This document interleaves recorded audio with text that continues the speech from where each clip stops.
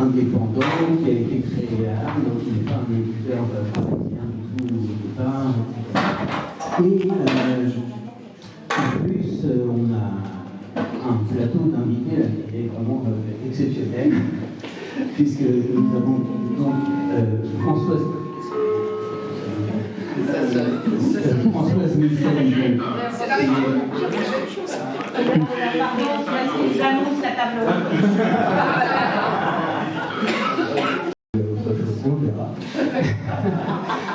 Juste à côté d'elle, Alice Fernet, que vous connaissez tous parce qu'elle est venue souvent à la librairie. Et bon, ses livres, tout le monde les connaît, hein, les Mortébeux, enfin, bon, ils sont tous là. Donc, et très récemment, 2 livres que j'ai beaucoup aimés, mais je crois d'ailleurs des bourgeois pour lesquels j'étais venu la première fois à la librairie. Intimité, qui est un livre très ambitieux, très passionnant, et récemment, 2 innocents, pour lesquels j'étais venu également, et qui a des rapports aussi avec l'école, avec ce dont on parlera demain, avec l'enseignement, le soupçon, des choses très intéressantes, et enfin, la personne sans laquelle rien ne peut se faire, Caroline de Salveri, qui en fait, avec le sucre, fait le lien avec les libraires, les salons, la promotion, enfin, elle fait presque tout. En fait, Il y a quelqu'un qui parle. Peut-être est-ce que, pour commencer, je dois vous prévenir que vous allez être très frustrés parce qu'on ne va pas, du nombre d'invités, le temps qu'on a, on ne peut pas parler en détail évidemment de tous les livres, mais si vous voulez, vous en direz un mot quand même tout à l'heure pour les présenter. Et peut-être est-ce que pour commencer, on pourrait rappeler ce qui était un peu la devise, me semble-t-il, du Bergman Lucen, 2 mots qu'il voulait avoir toujours à l'esprit, c'est plaisir et nécessité. Et il me semble que plaisir et nécessité définissent bien la maison Actes Sud. Est-ce qu'on peut revenir, si vous voulez, sur l'histoire de la maison et moi, évidemment, depuis sa création à la fin de 1978. Donc c'est une histoire qui a commencé, on va dire que comme elle a commencé il y a 45 ans, maintenant, 46, et les 4 premières années, on va aller un peu les racines. Et le micro ne fonctionne pas. 4 fondateurs, on va dire d'une certaine façon, sont rassemblés, à savoir effectivement, même 5, Hubert Lucen, Christine Leboeuf, qui était une très très grande traductrice, sa femme. Je suis venue les rejoindre à ce moment-là. Ensuite est arrivé Bertrand Pi, qui est le directeur éditorial, et donc a beaucoup accompagné Alice et Muriel, et Jean-Paul Capitelli, bien sûr, avec qui, au moment où il est arrivé, j'ai tout fait de cette façon avec lui. Donc c'était une histoire vraiment ensemble de personnes réunies par la passion du livre, de la lecture et de la transmission. Et vraiment, ces termes de plaisir et nécessité, je rajouterais désir, parce que je pense que le désir est plus intéressant que le plaisir, le désir et l'exigence avec la nécessité. Et c'est vrai que c'est toujours ce qui nous a porté. Et quand de plus jeunes éditeurs sont arrivés dans la maison pour rejoindre l'équipe comme Sophie, c'est aussi avec cette envie de porter des textes et de les transmettre.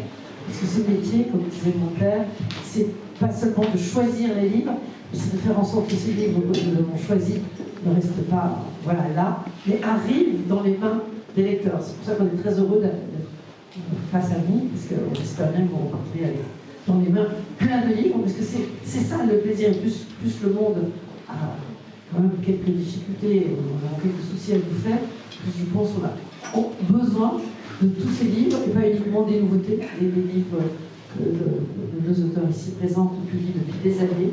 Je trouve que c'est important d'être à votre rencontre. Je suis très heureuse d'être à côté d'elle pour être face à vous. Oui. Et je crois...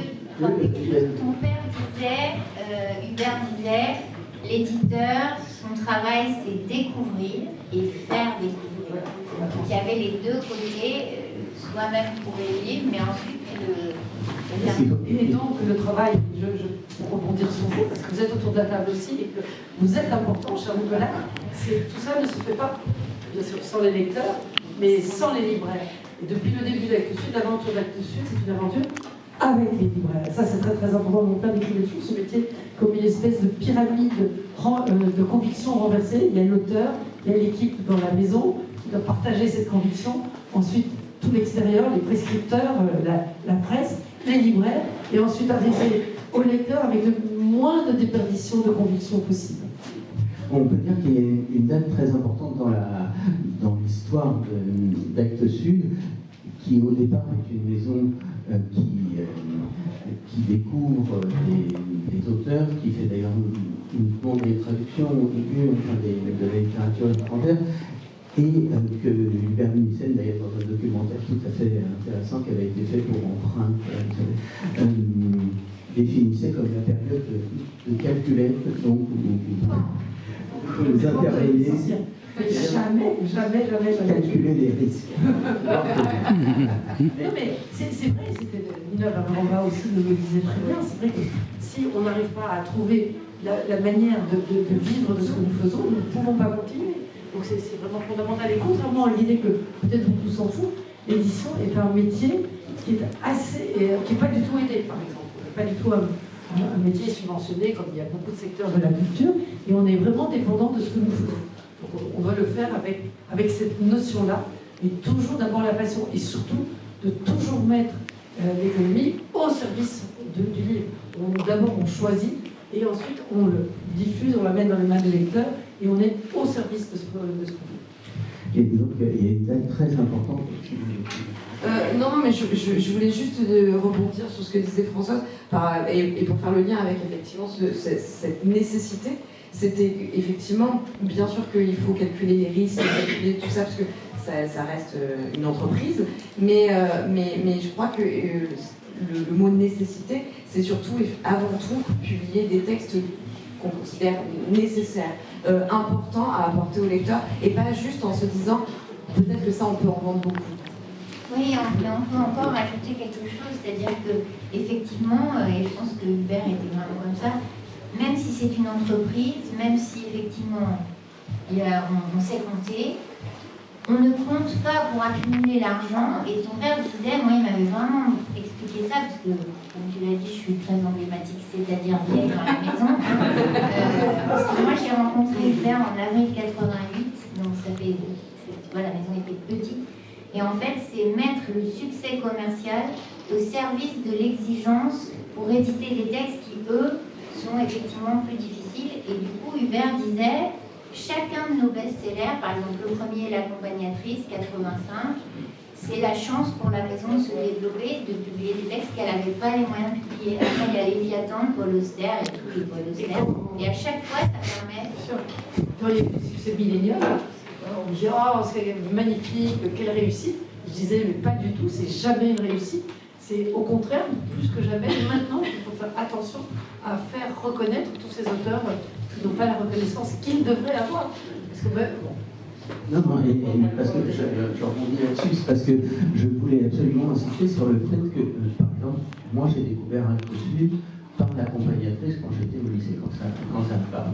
Et la découverte géniale qu'a fait Hubert Nissen, c'est de découvrir Nina Berber-Revard, qui n'était plus édité depuis très longtemps, enfin ça ne marchait pas du tout pour elle en langue russe, etc., depuis une vingtaine d'années, je crois, et de faire la découverte juste après de Paul Auster, et ça, je pense, complètement lancé la maison, et ce sont des gens qui ont eu des succès mondiaux. Après, à quel point je crois que Nissen était l'ayant droit de Nina Berber-Revard. Oui, Nina Berber-Revard lui avait légué ses droits, et pour vous dire à quel point c'était ce métier qui nous portait tous, et le portait lui en particulier.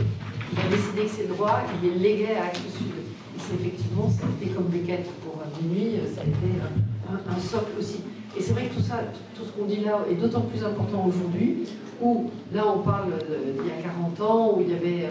Il y a eu une période où il y avait les panoramas éditoriaux étaient surtout concentrés sur Paris et quelques grands éditeurs. Et puis, il y a eu une émergence d'éditeurs un peu partout et de petite taille. Mais aujourd'hui, il y a un phénomène de financiarisation et de concentration dans l'édition qui met littéralement en péril l'écosystème de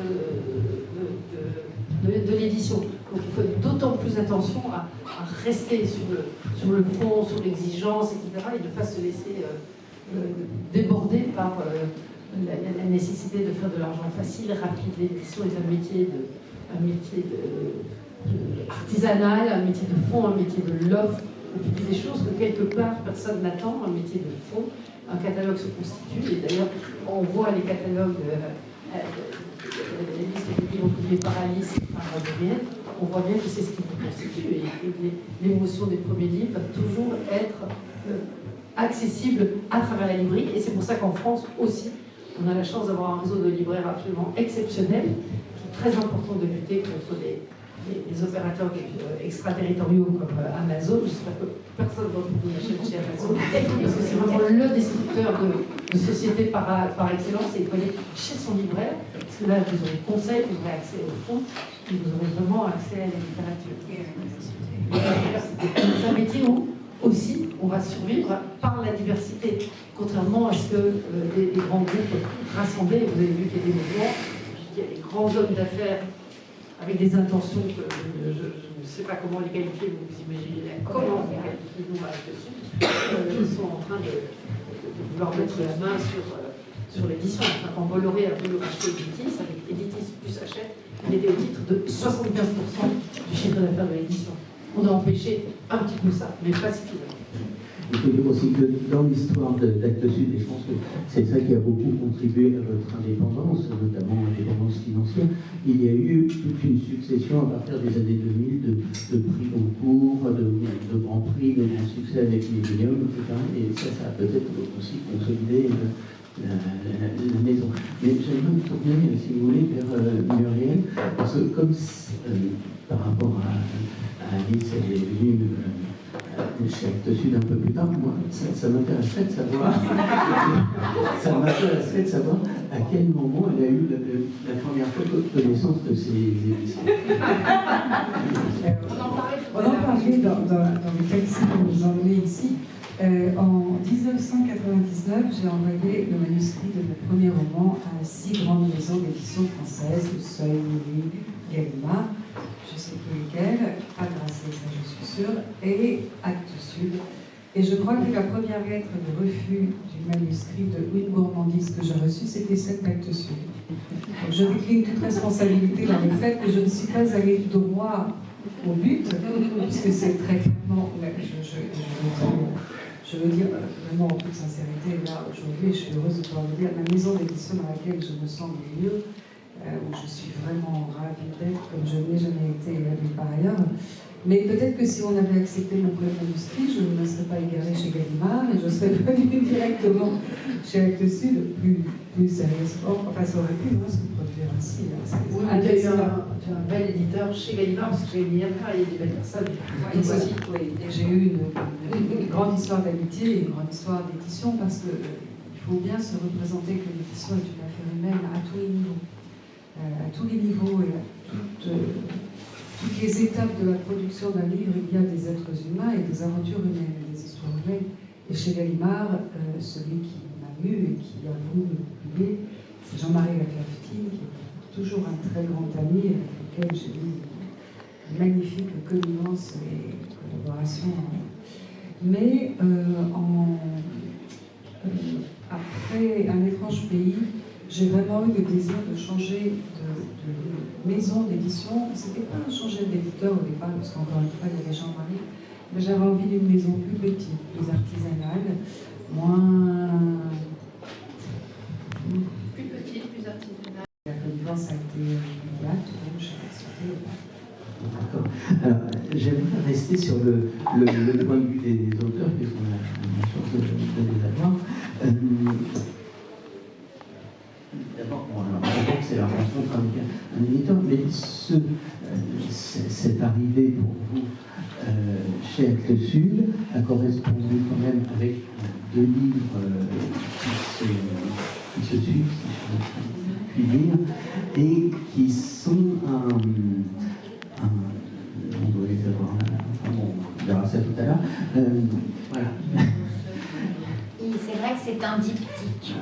Et, Alors nous sommes les VRP, les unes les autres. C'est très familial, oui. et alors, il m'a semblé qu'il y avait un petit changement dans votre style, dans votre écriture, parce que ces livres-là, non pas que les autres étaient mauvais avant, ils étaient très bien, mais ceux-ci sont d'abord de plus petite taille, sont très resserrés, sont d'une écriture extrêmement fine, extrêmement poétique, et vous y donnez libre cours, notamment pour votre passion pour le Japon. Et est-ce qu'on peut dire deux mots de ces livres-là, et est-ce que vous aviez par exemple écrit le texte avant et vous vous êtes dit ça c'est pour Actes Sud ou c'est le contraire? Alors non, donc très clairement après Les Proches Pays, j'avais envie de prendre un tournant radicalement différent, avec un texte beaucoup plus stylistiquement resserré, beaucoup plus sobre, avec une poésie plus brève, probablement parce que j'avais vécu au Japon entre-temps et que l'esthétique japonaise m'influence fortement. Et il se trouve en effet que ces textes se rapprochent en style et ces registres se rapprochent probablement le plus de l'esprit d'Actes Sud en termes d'orientation éditoriale, de goût, etc. J'ai oublié la question. Oui, est-ce que c'était un tournant? Non, est-ce que vous avez choisi Actes Sud en fonction de ce texte ou ça se trouve? Non, c'est-à-dire qu'une fois que le texte a été terminé, on ne pense pas à ça quand on écrit le texte. Une fois que le texte a été terminé, je lui ai proposé à Actes Sud. Et il faut dire, je le redis publiquement, mais vous le savez, puisque vous êtes venu rien en parler, mais que ces deux textes ont vraiment séduit un public incroyable. Tout le monde était scotché par ces deux livres. Donc en fait, le deuxième, il faut préciser, le deuxième se passe avant le premier, c'est-à-dire Une rose et l'histoire d'une jeune femme qui vient au Japon parce que son père vient de mourir, il y a une histoire d'héritage, de transmission. Et ensuite, dans le livre suivant, on repart en arrière et ça nous raconte l'histoire du père. Enfin, on le découvrira. Et je me tourne vers Alice Fernet. Alors, elle, c'est un peu la situation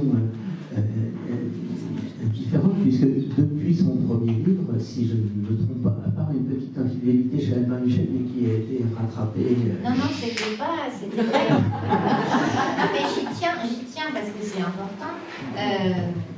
Ce livre, donc, qui s'appelait Paradis conjugal, c'était une espèce d'expérience littéraire. Il s'agissait de prendre un film et d'en faire un roman, pour montrer ce que fait la littérature que le cinéma ne peut pas faire, et inversement. Et le film, l'idée traînait, j'en avais parlé, le film a été donné par Richard Ducousset. Donc du coup, j'avais dit à Françoise, c'est pas sympa, je suis obligée de publier les livres chez Albin Michel, mais dès l'apparition de Albin Michel, il était convenu que le poche sortirait chez Actes Sud, donc il est aussi chez Actes Sud. Et c'était pas du tout un désir de partir, rien à voir. C'était juste une espèce de correction. Tu parles de relations humaines. Quelqu'un vous fait, dit, avec ce film, tu pourrais le faire. Ça s'avère totalement vrai, c'est normal. Mais c'est reparu en Babel après. Voilà, et justement, moi, ça m'intéressait d'avoir ton témoignage sur quelqu'un qui a publié donc toute son œuvre chez un même éditeur. Comment est-ce que ça a commencé et surtout comment est-ce que ça a évolué? Ça a commencé vraiment grâce à Hubert. Hein.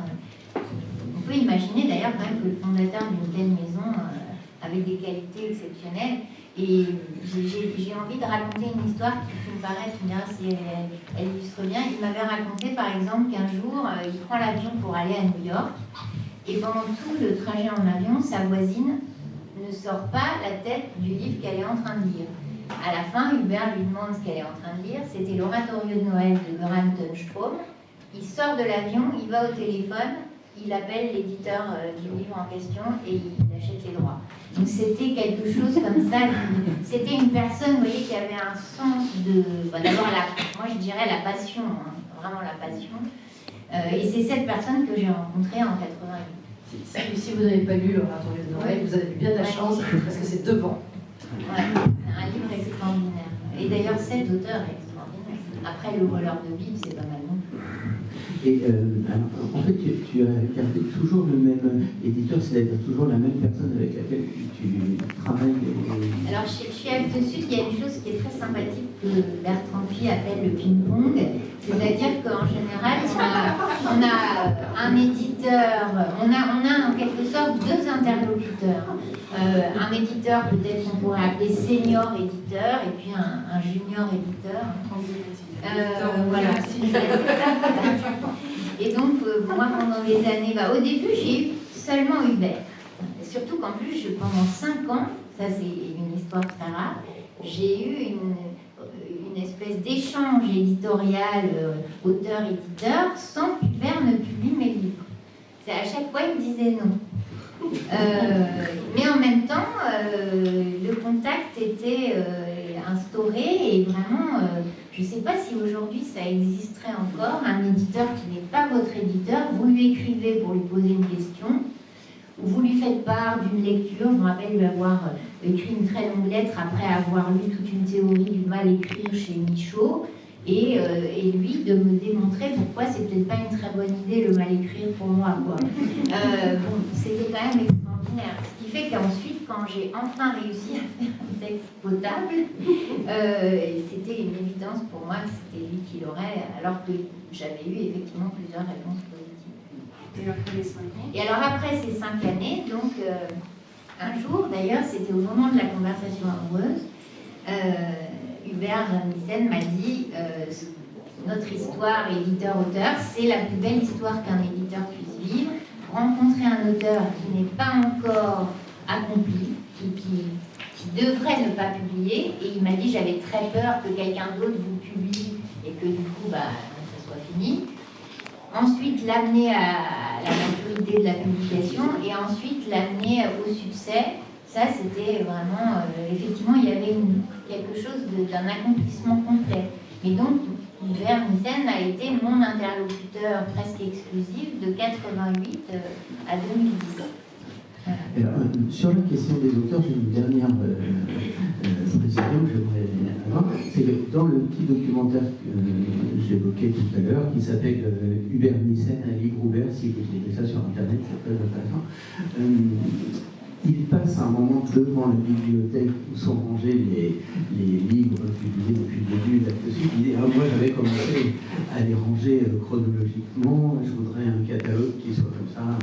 Après, bon, ils ont un peu demandé, mais bon, parce qu'il dit, non pas classé par auteur, mais chronologiquement, de façon à ce que les auteurs s'apprivoisent les uns les autres. Et moi, je me posais la question, mais finalement, quand on est dans une maison d'édition depuis longtemps, est-ce qu'on apprivoise d'autres auteurs? Est-ce qu'on est apprivoisé par d'autres auteurs? Mais c'est pas du tout. C'est pas du tout. C'est une catastrophe de non, ils s'entendent tous.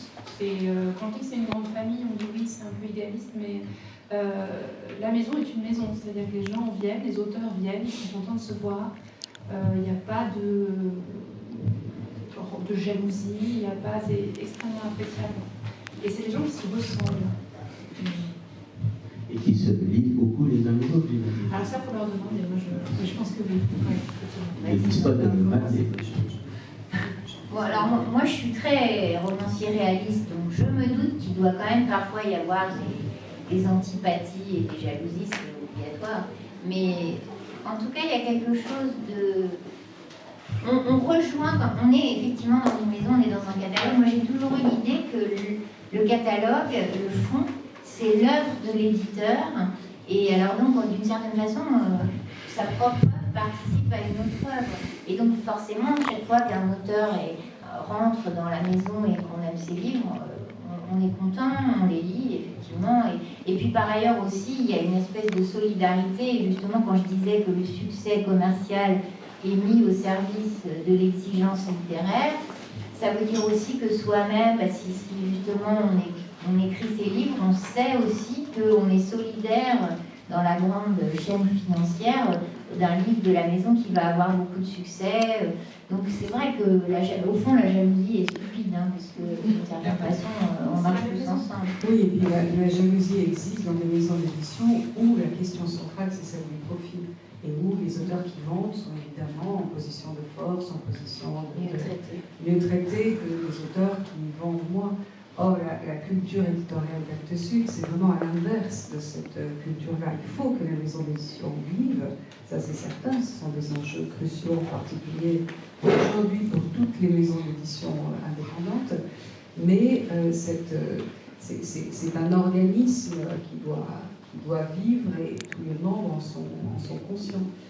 Lorsque vous pensez à des maisons beaucoup plus commerciales, où l'enjeu c'est comment gagner de l'argent, l'ambiance n'est pas du tout la même, y compris entre auteurs. Alors ensuite, même si je pense que ce que disait Caroline est globalement très vrai, il y a une excellente ambiance entre les auteurs chez Actes Sud. Ensuite, bien sûr, il y a des auteurs avec lesquels on a plus ou moins d'affinité. Et il se trouve que Alice et moi, on ne se connaissait pas dans ma vie, mais quand je suis arrivée chez Actes Sud, tu publiais L'Intimité, lorsque j'ai publié une œuvre seule, parce qu'Actes Sud nous a publié toutes les deux. Et là, on a eu une très grande sympathie l'une pour l'autre. Et cerise sur les gâteaux, on est pas seulement amis, mais en plus on a, et je crois ce qui nous a fait devenir amis, la passion de discuter de l'écriture. Et la passion de découvrir comment l'autre écrit, comment elle procède. Nous savons tout de nos modus operandi, de nos petites manies, de nos craintes, de nos réussites, de nos cauchemars. Et c'est pour moi, c'est nouveau. C'est vraiment depuis que je suis chez Actes Sud que j'ai des dialogues de ce type. Et c'est incroyablement précieux. C'est parfait, parce que je voulais y venir justement, et on va peut-être en parler avec vous et avec Sophie Duc. Je dois dire d'ailleurs que Sophie Duc est formidable, parce que c'est la première personne à laquelle j'ai parlé de notre salon et de faire quelque chose autour d'Actes Sud, et tout de suite elle a été partante, elle a beaucoup d'enthousiasme, formidable. Je prends mon rôle de VRP très à cœur aussi. Et alors moi, j'aimerais vous poser une question très simple pour commencer, et aux auteurs aussi, bien sûr. C'est finalement, qu'est-ce qu'un éditeur? Quel est le travail de l'éditeur? C'est-à-dire celui qui va recevoir le texte de l'auteur, peut-être le faire travailler. Enfin, est-ce que vous pouvez nous expliquer ça? C'est une question simple, mais qui peut blesser et que le projet n'aboutisse pas. Enfin, voilà, c'est beaucoup de psychologie en fait. Qu'est-ce que vous en pensez?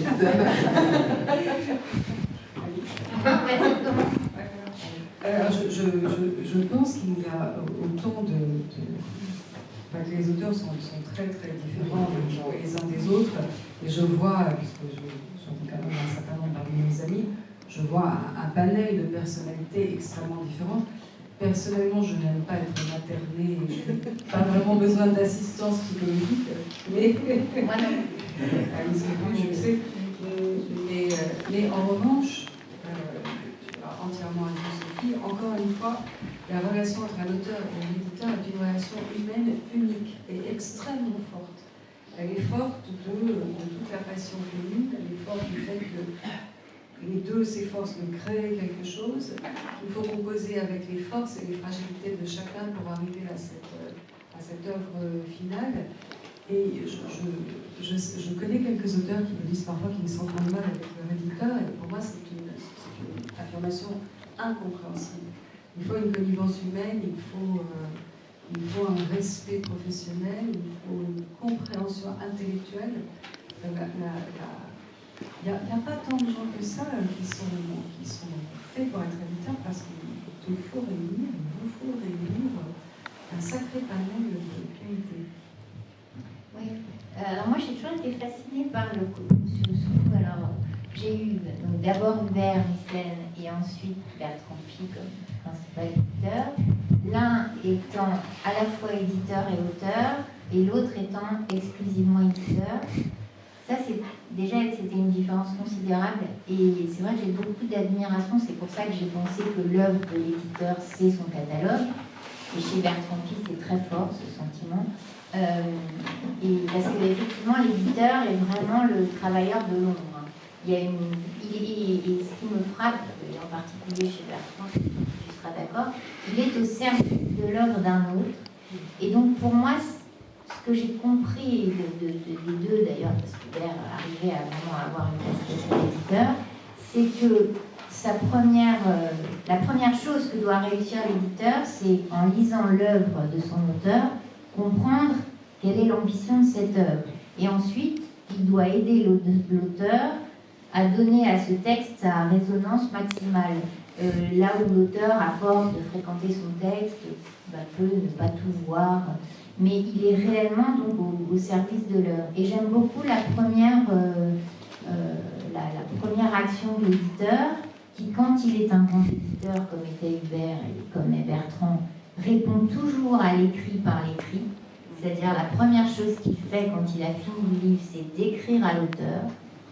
Et il lui écrit à ses propres yeux d'éditeur qu'est-ce qu'il a lu, quel est ce livre, de quoi parle ce livre, quelle est la force de ce livre. Et ça, pour l'auteur, c'est le moment qui me passionne le plus. Une fois que j'ai fini mon combat solitaire avec le texte, c'est tout d'un coup ce premier lecteur qui me renvoie, qui me dit qu'est-ce que j'ai fait. Et évidemment, la complicité dont tu parles, c'est quand même de sentir qu'il n'y a pas une distance radicale entre ce que moi je croyais faire et ce que lui me dit que j'ai fait. Mais ensuite, effectivement, il y a un petit dialogue pour arriver à ce que le projet, et finalement c'est comme ça que tout critique devrait juger un livre, c'est non pas, parce que je ne sais pas si tu as ça, mais moi je suis frappée, je résume toujours ça, en particulier à mes étudiants, par la chose suivante. Je commence un livre, j'ai un projet, j'ai envie d'une chose, ça va être comme ci, comme ça. Donc je leur résume en disant je pars pour fabriquer une orange. Et à la fin, souvent j'en ai marre de mon orange et je me dis merde, c'est pas une pomme. Ben non, c'est pas une pomme. Et ben en gros, l'éditeur, il faut qu'effectivement il ait quand même vu que c'était une orange, quoi, et qu'il juge l'orange en fonction de l'orange. Qui me disent pas, bah, c'est pas une pomme, parce que là ça va pas. J'ai juste une chose à ajouter, mais ça me permet de te poser une question, Sophie, à toi en tant qu'éditrice. C'est très juste ce que tu disais sur le fait qu'il y a des éditeurs qui sont auteurs eux-mêmes et des éditeurs qui ne font qu'éditer. Et j'ai connu les deux très grands éditeurs. Jean-Marie Albertine, écrivain et éditeur, Bertrand Pie, exclusivement éditeur. Et ça donne des styles éditoriaux incroyablement différents. Parce que Jean-Marie est un grand éditeur et un très fin lecteur, mais il ne fait pas ce que Bertrand décrit qu'il faisait à propos des textes. Bertrand me dit qu'une fois qu'un texte commence à s'implanter dans son esprit, donc je voulais savoir comment ça marchait pour toi, Sophie, il en rêvait. C'est-à-dire qu'il continuait le texte, même le texte inachevé, continuait à. Les possibilités du texte devenaient rêveusement des bribes de pensée, des fantasmes, ce que, je crois, un éditeur qui est auteur ne fera jamais. Parce qu'il a déjà son univers propre et il est beaucoup plus difficile pour lui d'être poreux à l'éditeur, à l'œuvre des autres. Ces qualités sont ailleurs. Oui, là où effectivement c'est très vrai, vous distinguez la différence entre éditeur et éditeur-auteur, mais je crois que plus généralement que ça, de toute façon, il y a chaque éditeur est éditeur de manière différente, quoi qu'il arrive. On n'aura jamais la réponse à ça, mais je suis persuadée qu'un texte mis entre les mains de 3 éditeurs différents ne sera pas le même à l'arrivée.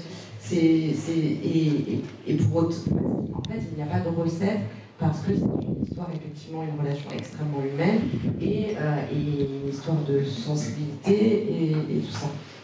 Mais je suis assez d'accord, de toute façon, ce que dit Bertrand est très juste. En fait, moi j'avais tendance, au tout début de ma carrière, et j'en suis encore au début, mais c'est pour ça que c'est au tout début, j'avais tendance à ne pas vouloir lire les textes qui n'étaient pas achevés. Je disais non, tu m'enverras tout quand c'est terminé. Et maintenant, je prends de plus en plus de plaisir à ça, à lire un premier chapitre ou un chapitre du milieu ou quelque chose pour pouvoir effectivement construire autour et adorer être surprise que ce ne soit pas ça qui arrive au final.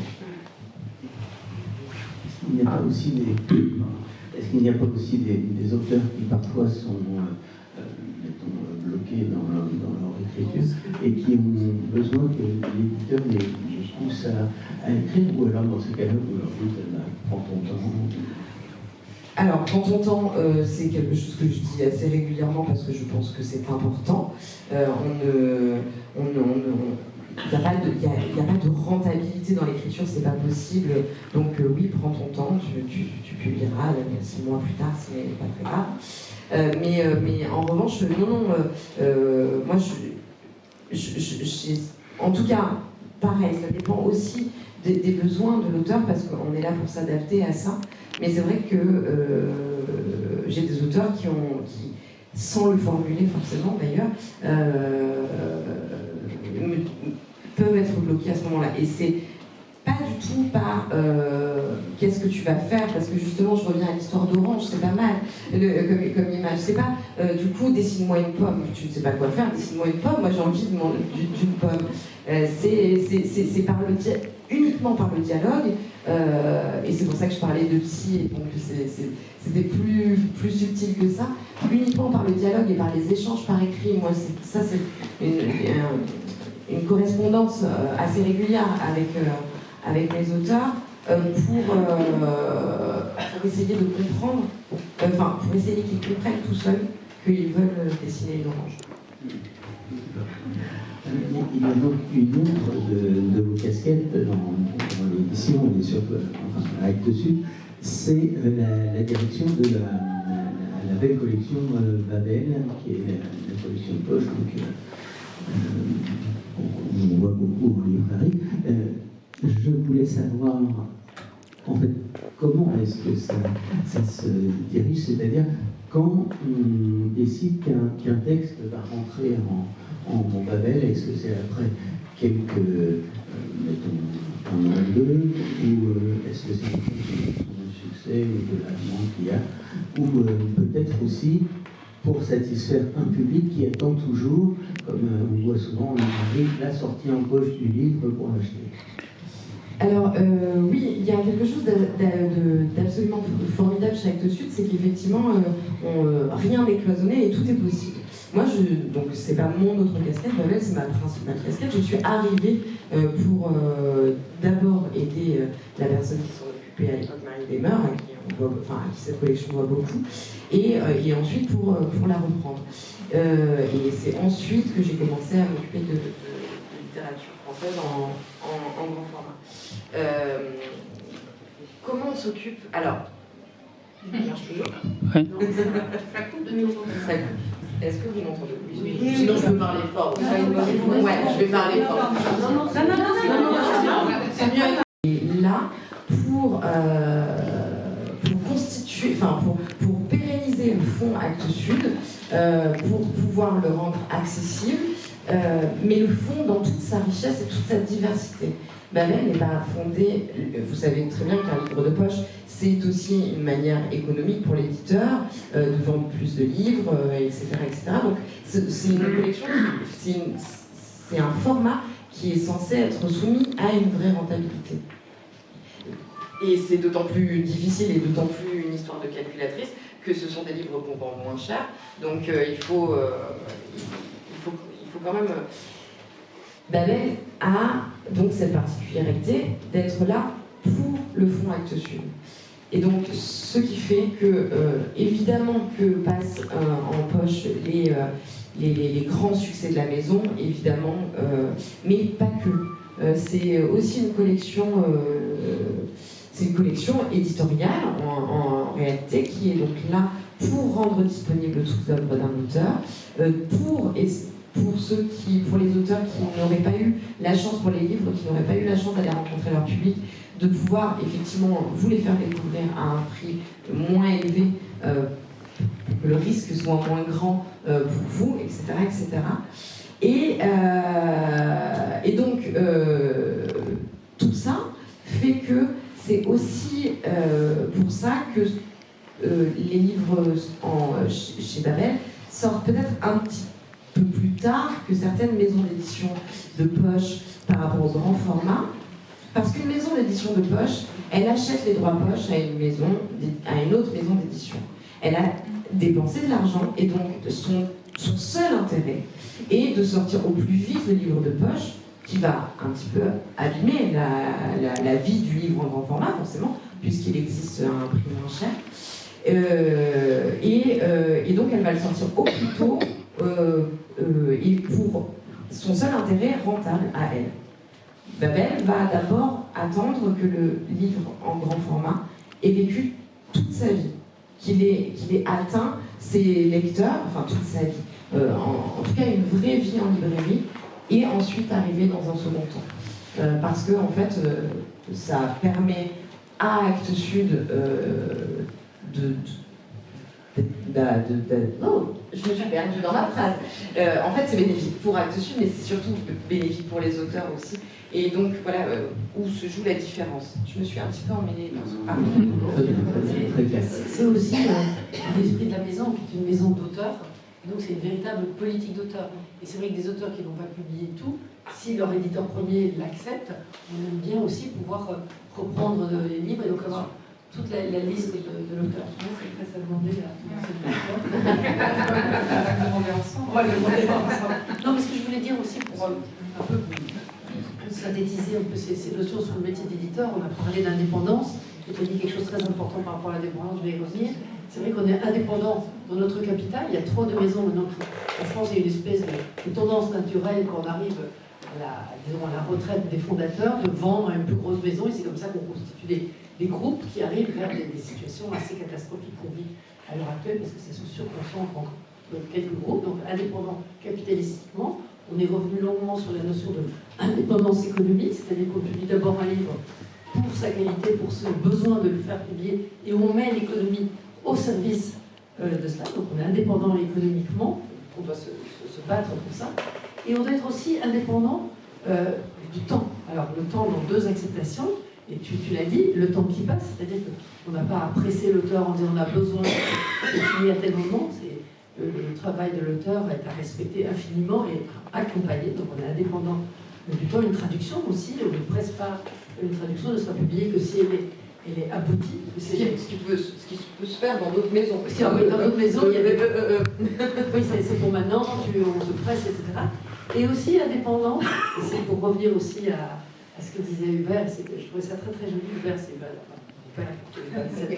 Oui, Hubert, c'est Hubert. Hubert, mon père. Moi aussi. Hubert, mon père. Il disait toujours qu'il faut qu'on soit aussi indépendant de la tendance. On ne fait pas des livres parce que c'est tendance, parce que ça se fait, parce que ça se vend. Et il citait cette phrase que je trouve très jolie, être dans le vent, vocation de feuille morte. Il n'était pas venu, mais il est une très très jolie phrase. Et donc, ces 4 piliers de l'indépendance sont indispensables à respecter. Et parfois, c'est peut-être un peu dur par les temps qui courent, mais je pense qu'il y en a un 5e qu'on pourrait rajouter, parce que ça ne sert à rien. C'est essayer d'être indépendant de la morosité ambiante. Et le livre peut nous aider à vivre des émotions et voir devant. Très bien. Et ce livre, évidemment, il faut qu'il ait édité, etc. Il faut le diffuser, il faut le faire connaître auprès des libraires, des salons, des médias, etc. Et alors là, je crois que Caroline est la femme de la situation pour nous expliquer un peu en quoi consiste ce travail. Alors moi, Françoise a résumé très bien le couloir un jour, elle m'a dit ton travail c'est être au service. Et je mon capitaine. Non mais c'est exactement ça. Moi je suis d'abord une lectrice, je suis comme Une très grande lectrice. Je suis une lectrice. Et je suis arrivée chez Actes Sud il y a maintenant 15 ans, par la grande porte rouge de la rue Séville. J'étais lectrice d'une jeune femme qui a écrit il y a 22 ans La conversation amoureuse. Et là maintenant je parle à côté d'elle, alors je ne sais pas, ça fait un truc quand même. Voilà, moi je suis une lectrice et ma vocation vraiment, ma place, c'est de vous faire découvrir le maximum de livres et que chaque livre arrive au bon lecteur. Et j'ai de la chance, je travaille pour le meilleur éditeur du monde. Normalement, tout ce que je vous propose est très bien. Comme disait Nicolas, c'est forcément des bons livres. Moi, j'ai plusieurs interlocuteurs. Je suis au service de l'auteur, de l'éditeur, du libraire, du lecteur. Je suis au milieu de tous ces gens-là. Et effectivement, je passe beaucoup de temps à discuter avec Nicolas, avec tous les libraires de France, de Belgique, de Suisse, et avec les programmateurs de salon. C'est-à-dire que moi, en fait, le bébé arrive une fois que Madame la coucheuse a fait son travail, là-bas, et elle me dit, en général, pour ne pas la citer, elle m'appelle, elle me dit, bon, là, ça c'est bien, faut que... Non, elle fait pas ça comme ça, mais en général, c'est plutôt moi qui l'appelle en disant, c'est vachement bien ça, qu'est-ce que c'est que ce truc que tu publies là, c'est qui ce type Caroline est notre immense réserve d'enthousiasme. Quand parfois on est un petit peu fatigué, quand parfois on a l'impression de se battre contre des moulins, Caroline est là pour dire mais non, c'est formidable. Je suis la pom-pom girl non, moi ce que je ne supporte pas, c'est d'avoir dans les mains un bon texte, et j'en ai toute l'année, imaginez, c'est très compliqué, qui ne trouve pas son public. Ça me rend... c'est pas possible pour moi. Donc il faut que vous lisiez ces livres-là, ils sont importants, ils sont nécessaires, ils vont parfois changer votre vie, c'est pas des grands mots, il y a des livres qui changent les vies, ils les sauvent pas mais ils les changent. Et comme ça a changé la mienne, comme ça m'aide à vivre aujourd'hui, comme ça m'aide à tenir l'amorosité ambiante, la politique et plein d'autres choses qu'on doit parfois mettre à distance. Voilà, moi je suis une passeuse, comme les Nicolas. Donc voilà, je suis au service des éditeurs, des auteurs et des libraires, et j'ai le plus beau métier du monde. Voilà. Pardonnez, mais je rajoute juste une petite chose, et bien sûr, ça ne te prend pas de temps, c'est pas Non, alors c'est pas du tout chronophage, c'est-à-dire commencer le matin à 9h30 après le café, et à 17h c'est bon, vous avez le travaillez pas le week-end parce qu'il n'y a pas de... non, c'est un métier qui se vit vraiment 35 heures. Par jour. Alors ce sont des gens exceptionnels, donc Caroline en fait partie. Il se fait comme un jour, il y a longtemps, j'ai découvert qu'il existait un truc qui s'appelle Facebook. Ouais. Facebook. Et Caroline y était. Et donc elle a accepté de devenir mon amie en disant découvrir comme un patron sur Facebook. Et du coup, grâce à cela, je peux découvrir sa vie de lectrice, mais incroyable. Elle lit toute la nuit. Et du coup, elle conseille aussi, pas que des livres Actes Sud pendant la nuit sur Facebook. Et elle partage ses lectures. C'est une vraie. Elle fait vraiment ce métier de partage. Et c'est formidable. Et c'est d'autant plus merveilleux. Je sais que tu lis énormément. D'autres livres que d'Actes Sud. D'autres livres, donc ça donne d'autant plus de crédit à tout ce qui est fait à la maison. Disons que pour Nicolas, si je ne lisais qu'Actes Sud, je ne serais pas très intéressante. Il faut que je puisse regarder aussi ce qui existe ailleurs. Ne serait-ce que parce que quand on discute avec les programmateurs de salon, ils aiment bien construire des tables rondes avec des auteurs, et on ne peut pas faire que des tables rondes que Actes Sud. Donc ils ont besoin de mélanger des auteurs, des univers, des éditeurs, et le fait d'en lire d'autres, de faire des infidélités, ça permet finalement de mettre en valeur mes auteurs et de montrer aux autres éditeurs que les miens sont formidables. Il faut dire qu'il y a quelque chose que je ne dis pas par modestie, mais quelque chose qui est très difficile dans votre travail, c'est de, en tout cas je le vois en m'observant, c'est de supporter les sautes de mauvaise humeur des libraires, par exemple, quand on dit mais c'est pas possible, ce livre a l'air génial et je ne l'ai pas reçu. Disons qu'on travaille avec des personnalités intenses parfois, et qu'il faut garder son enthousiasme et se dire que oui, le métier de libraire n'est pas un métier facile. J'ai été libraire 2 ans. Je sais ce que c'est. On pense qu'ils sont toute la journée en train de lire, mais pas du tout. Au contraire, c'est plutôt chez eux. C'est un métier physique, c'est un métier commercial, c'est un métier où on ne gagne pas beaucoup d'argent, c'est un métier de passionné. Et je comprends très bien quand j'appelle un libraire le mardi et qu'il me dit « Oh là là, tu tombes, ah là, qu'est-ce que tu veux? Oh là là, ouais, non, mais rappelle plus tard. » Je comprends tout à fait. Je peux le comprendre, je peux le concevoir. Je peux le concevoir, et voilà, c'est parce qu'on traite de l'humain. C'est parce que le mardi, nous recevons énormément d'offices de nouveautés. C'est pour ça que je barbille. Donc d'un seul coup, on peut se retrouver à la thèse de 15 ou 20. Mais c'est pas grave, parce que je vais me rappeler. Ça va me rappeler. Voilà, exactement. Caroline, de toute façon, effectivement, vaut mieux que vous preniez ces coups de fil parce que sinon, Elle va rappeler. arrêtera. Elle va rappeler, c'est sûr. Oui, avant de dire quelques mots en conclusion, j'aimerais quand même poser une dernière question qui est sur l'avenir de. C'est une question un peu provocatrice, mais sur l'avenir d'Actes Sud. Est-ce que l'avenir d'Actes Sud est assuré ou est-ce que. On a tellement de bonus qui arrivent cette année, on s'arrête. Il y a des fragilités. Et aussi, je voulais savoir si, depuis le début, évidemment, enfin depuis ces dernières années, si quelque chose, d'ailleurs vous allez pouvoir me dire, si vous avez le sentiment que quelque chose dans votre, disons, ligne éditoriale, dans les choix esthétiques que vous faites, a changé ou si c'est toujours. C'est au lecteur de le dire, mais on continue avec la même passion de publier des livres pour ceux qui sont et pour faire une politique d'auteur et accompagner ces auteurs. Donc là, on n'a pas. Et c'est vrai que ça m'est arrivé, maintenant j'ai passé la main, mais que les banquiers me demandaient mais quel est votre projet, mais je dis mais continuez à faire ce qu'on fait, tout simplement.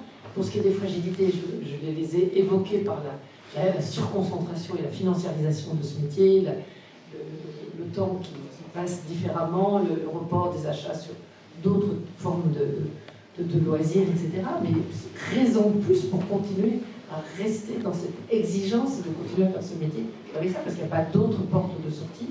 Et au contraire, je dirais que Actes Sud est peut-être plus solide que des maisons qui sont déjà aux mains de groupes, parce que là, elles ont la capacité à avoir la carpette tirée sur leurs assises très rapidement, parce que ça se décide d'une autre manière. Nous sommes 100% indépendants et nous n'avons pas l'intention de déroger à cette chose-là.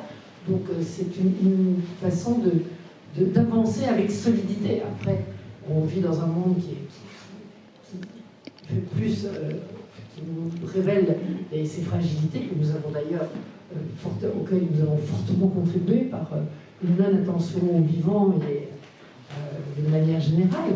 Et donc il y a d'autres enjeux.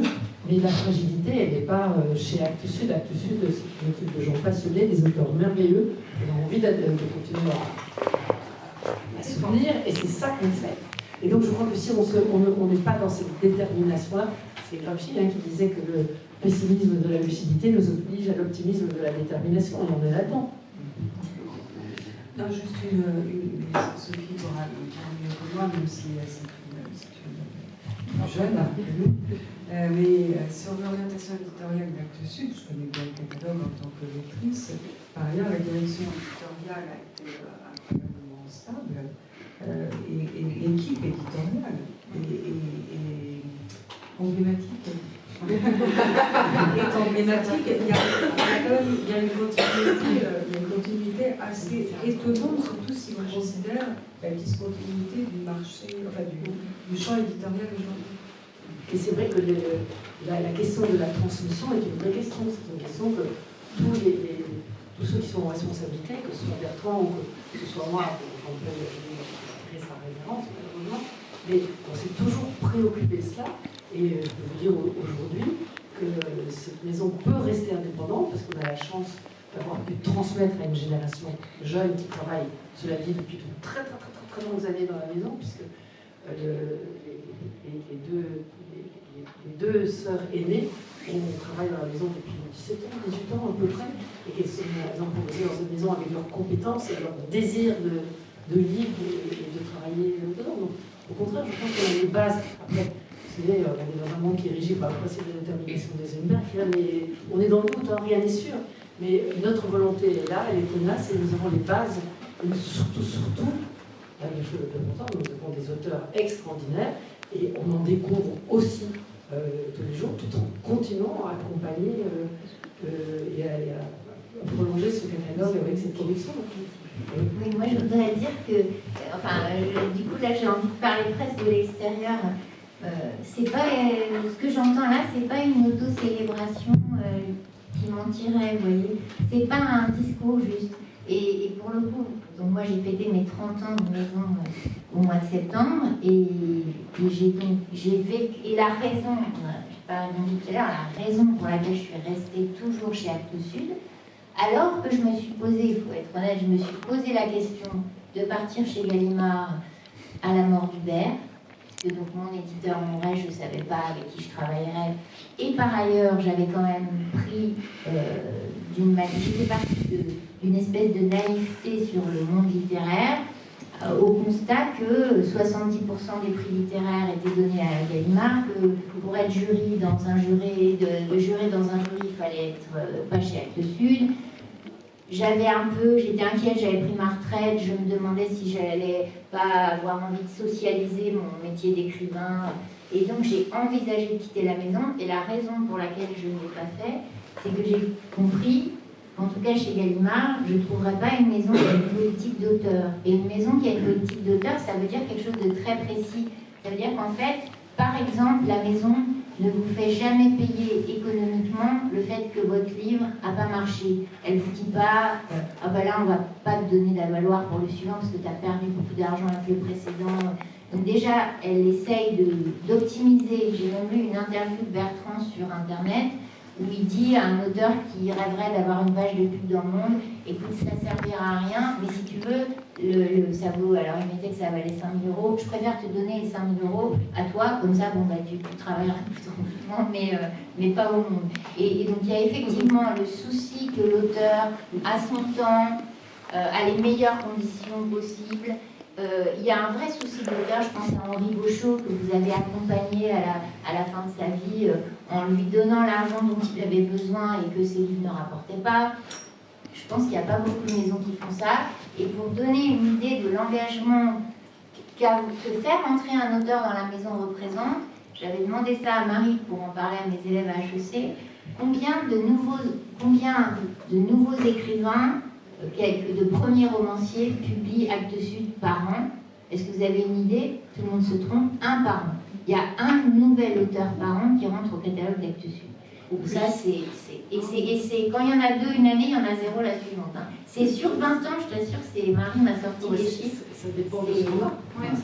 Mais ça peut quand même dire que et Bertrand dit souvent, on ne publie pas seulement un livre, on publie un auteur. C'est ça.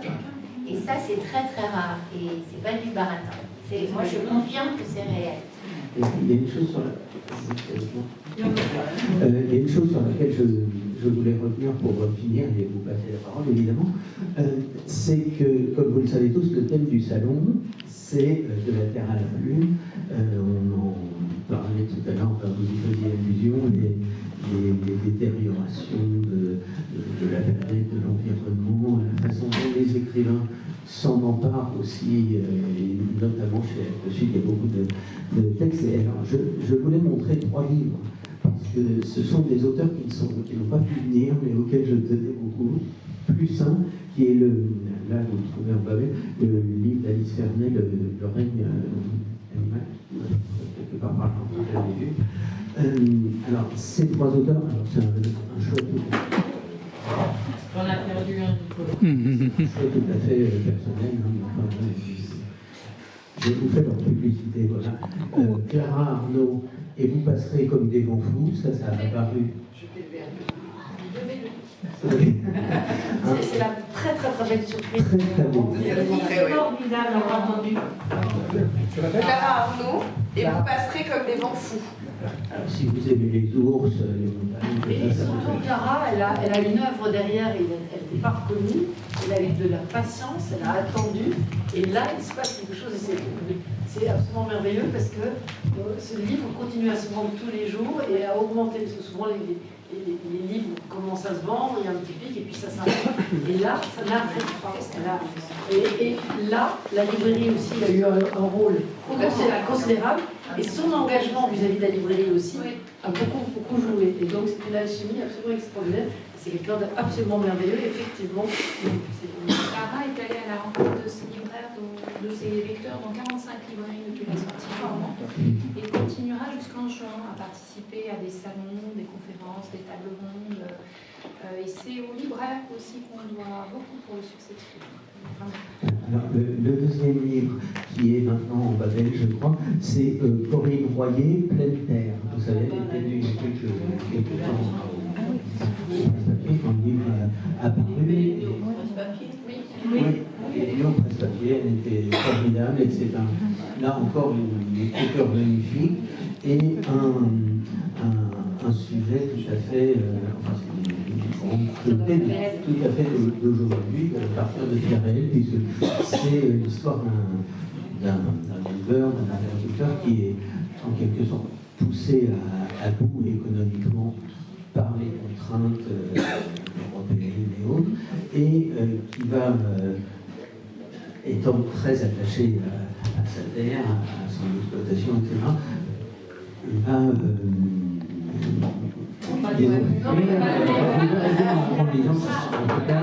il se révolte. Il est fatigué, voilà. Et le dernier, c'est plutôt un essai qui est tout à fait d'une grande romancière. Qui se lit très bien et d'une romancière que j'adore, puisque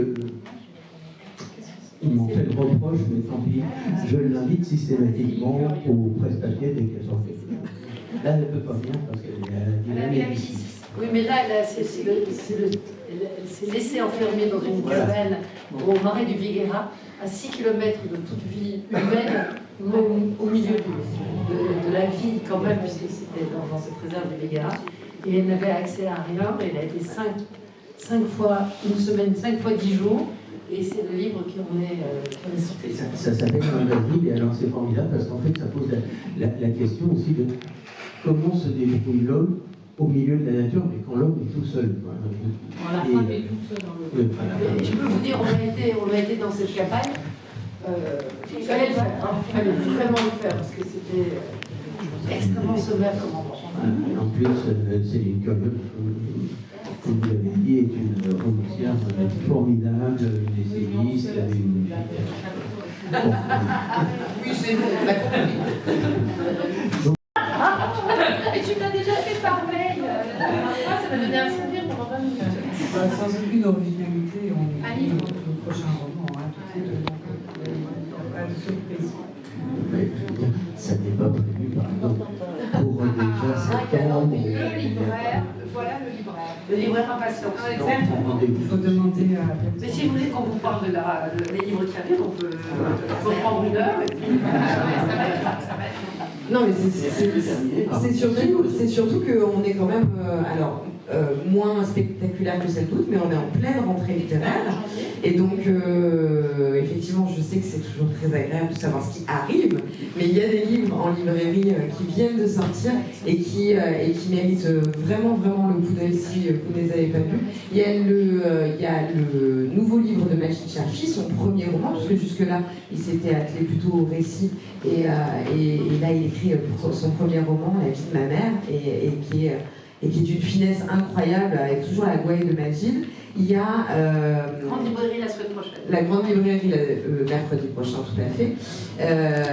Il y a le nouveau roman de Pascal Yanovia qui avait signé un très beau premier roman, Le Zoodrome, Le Voyage du Salem, qui est une histoire à dormir debout, qui est incroyable, d'un pétrolier qui a fait croire à sa propre disparition pour pouvoir partir avec